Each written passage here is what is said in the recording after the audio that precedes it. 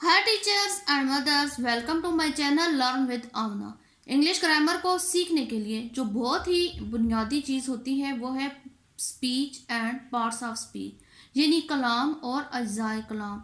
जब तक parts of speech के बारे में अच्छी तरह से इल्म ना हो तब तक बच्चा छोटे से छोटा इंग्लिश का सेंटेंस भी बना नहीं पाता और स्पोकन इंग्लिश में भी सेंटेंस को बिल्ट अप नहीं किया जा सकता जब तक पार्ट्स ऑफ स्पीच का इल्म ना हो। एक लिहाज से parts of speech English grammar के पिलर्स की तरह हैं। आज मैं बहुत ही इजी मेथड से इन पार्ट्स ऑफ स्पीच को डिस्कस करूंगी। ये टॉपिक ऐसा है कि इस पर जितना टाइम लगाएं इतना कम है। मैं इस टॉपिक को स्टेप बाय स्टेप क्लियर करने की कोशिश करूंगी। आज की वीडियो में मैं बस पार्ट्स ऑफ स्पीच का इंट्रोडक्शन और पहले 4 पार्ट्स ऑफ स्पीच पर बात करूंगी। वीडियो स्टार्ट करने से पहले अगर आपने मेरे चैनल को सब्सक्राइब नहीं किया तो सब्सक्राइब कर लें, बेल आइकन को लाजमी हिट करें ताकि हर नई आने वाली वीडियो का नोटिफिकेशन आपको मिल जाए। So now let's start. Parts of speech, अज्जाए कलाम। इससे पहले मैं डिस्कस करूंगी स्पीच क्या होता है। स्पीच कलाम को कहते हैं, गुफ्तगू को कहते हैं। व्हाट वी से और speak is called speech. We use different types of words to make a speech. जो भी हम बात करते हैं या हम लिखते हैं या कहते हैं वो स्पीच कहलाता है, या कलाम या गुफ्तगू। तो स्पीच कैसे बनता है? मुख्तलिफ अल्फाज के मजमूए को इस्तेमाल करते हुए अच्छे तरीके से उनके रूल्स को सामने रख कर जब इस्तेमाल किया जाता है तो वो पूरी जो बात होती है उसको स्पीच कहा जाता है। एक मीनिंगफुल स्पीच या एक बामानी कलाम या गुफ्तगू के लिए पार्ट्स ऑफ स्पीच को समझना बहुत ज़्यादा ज़रूरी है। Different types of words used to make speech are called parts of speech.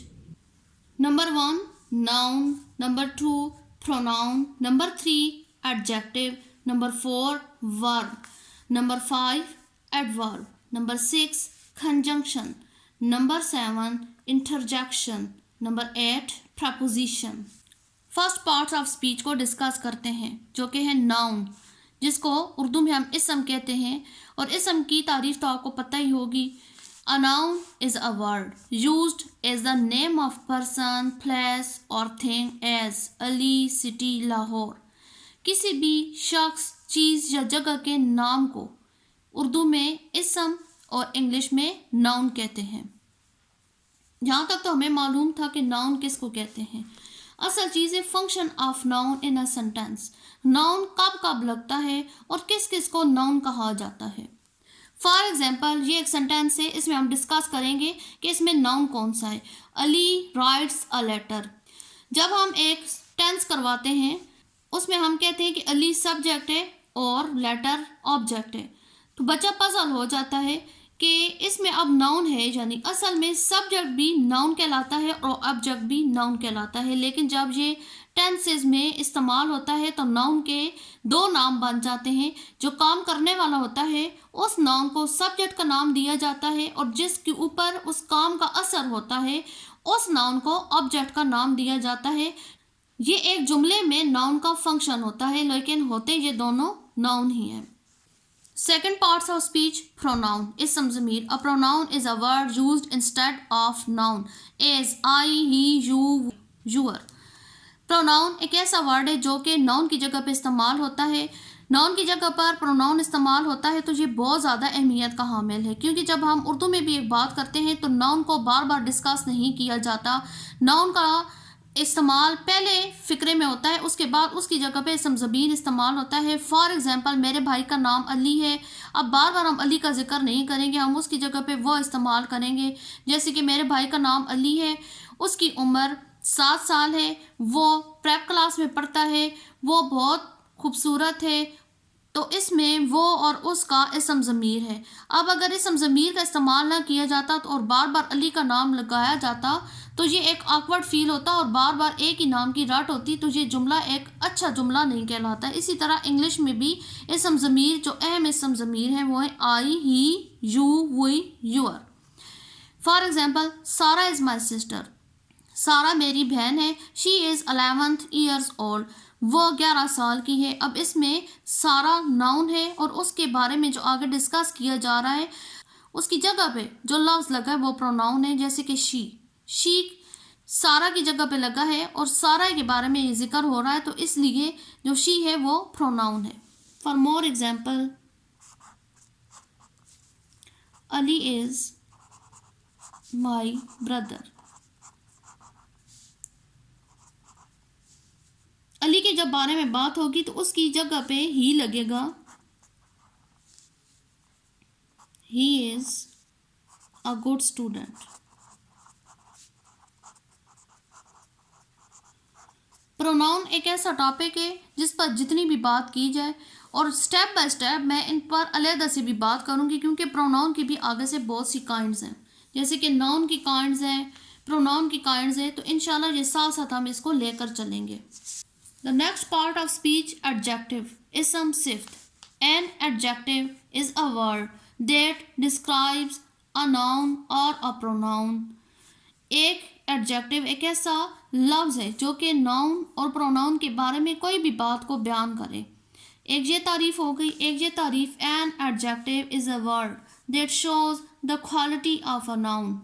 एक एडजेक्टिव ऐसा वर्ड है जो कि किसी भी नाउन की क्वालिटी को जाहिर करे कि वो कैसा है। For example, Ali is a good boy. इसमें अली नाउन है और इसकी क्वालिटी के बारे में बात की जा रही है कि वो एक अच्छा लड़का है, तो इसमें गुड एडजेक्टिव आ जाएगा। Aslam is very honest. Aslam noun है और इसके बारे में एक क्वालिटी बयान की गई है, ऑनेस्ट, कि वो बहुत ईमानदार है, तो ऑनेस्ट इसका एडजेक्टिव है। This book is very interesting. Book noun है और इसकी क्वालिटी को ज़ाहिर किया गया है कि ये इंटरेस्टिंग है, तो ये एडजेक्टिव हो गया। छोटी क्लासेस में बच्चों के लिए इस तरीके से भी आता है, दिस इज़ एन एप्पल, कि ये एक सेब है। इसमें छोटी क्लासेस के बच्चों को बताएं कि एप्पल नाउन है। आगे से इसके एडजेक्टिव के बारे में इस तरीके से बता सकते हैं, द एप्पल इज़ रेड, क्योंकि वो उसको डिस्क्राइब कर रहा है।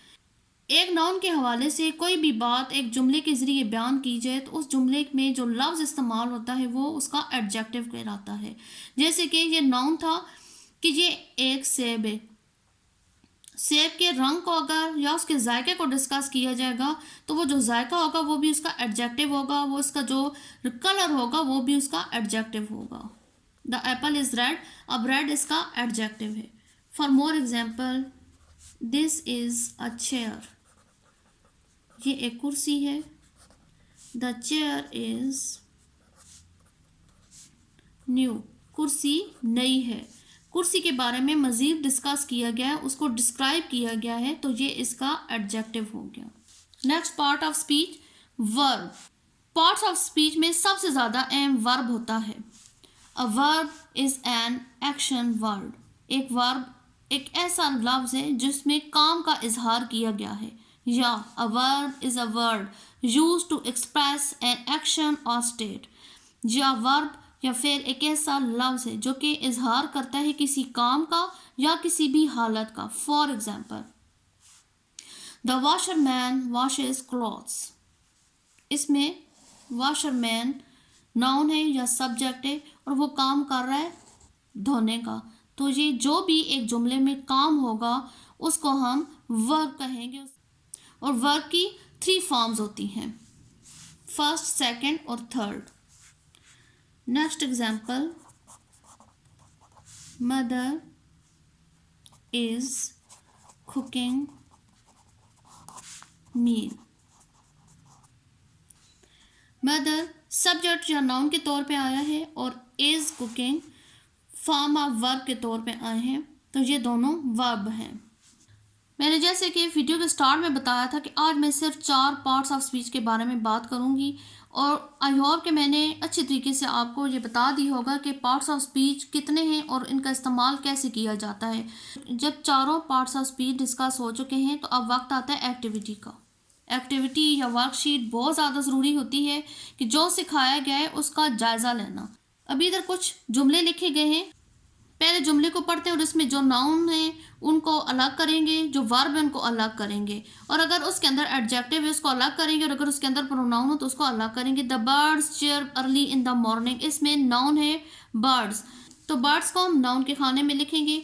अब हम देखते हैं कि इसके अंदर कोई प्रोनाउन है तो लिखेंगे, नहीं तो नहीं। इसके अंदर कोई प्रोनाउन इस्तेमाल नहीं हुआ है। नेक्स्ट है चिर्प, काम किया गया चहचहाना, इसको हम वर्ब के खाने में लिखेंगे चिर्प।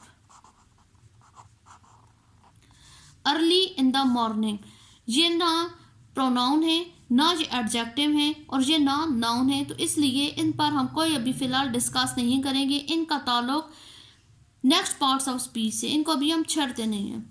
नेक्स्ट सेंटेंस है सना इज़ वेरी वीक, इसमें सना एक लड़की का नाम है तो वो नाउन में आ जाएगा। Sana is very weak, very weak adjective में, क्योंकि ये इसकी एक क्वालिटी के बारे में डिस्कस की गई है। इसमें अब कोई वर्ब नहीं है, इसमें प्रोनाउन भी नहीं है, लिहाजा ये दोनों अभी खाने खाली रहेंगे। Next, wow you are wearing a very bright uniform. अब देखते हैं इसमें यू को हम प्रोनाउन के खाने में लिखेंगे क्योंकि ये नाउन की जगह पे इस्तेमाल हुआ है। और वेयरिंग वर्ब के खाने में आएगा क्योंकि ये एक काम है। और वेरी ब्राइट क्वालिटी बयान की गई है तो एडजेक्टिव में लिखेंगे वेरी ब्राइट। यूनिफॉर्म एक चीज़ का नाम है तो ये आ जाएगा नाउन में। Next sentence, Lahore is an historical place, Lahore शहर का नाम है तो आ जाएगा नाउन के खाने में। Lahore is an historical place. तारीखी लफ्ज़ एडजेक्टिव के तौर पर इधर लगेगा क्योंकि वो एक नाउन को डिस्क्राइब कर रहा है, और प्लेस जगह ये नाउन में आ जाएगी। Look at the boy who, अब हु जो है वो बॉय की जगह इशारा करने के लिए लगा है, तो बॉय नाउन है और उसकी तरफ इशारा करने के लिए जो लफ्ज़ लगा है वो प्रोनाउन होता है, तो इसमें हु प्रोनाउन है तो उसको हम प्रोनाउन के खाने में लिखेंगे। Who is sitting, who boy noun है और उसकी तरफ इशारा करने के लिए जो लफ्ज़ लगा है वो हु है, तो हु हो गया प्रोनाउन। सिटिंग काम का जिक्र किया जा रहा है तो वो आ जाएगा वर्ब में। ऑन द बेंच, बेंच एक चीज़ का नाम है तो ये आ जाएगा नाउन में। आई होप आपको पहले 4 पार्ट्स ऑफ स्पीच के बारे में अच्छी तरीके से समझ आ गई होगी। नेक्स्ट वीडियो अगले पार्ट्स ऑफ स्पीच के हवाले से होगी। मेरे साथ रहिएगा। Thanks for watching.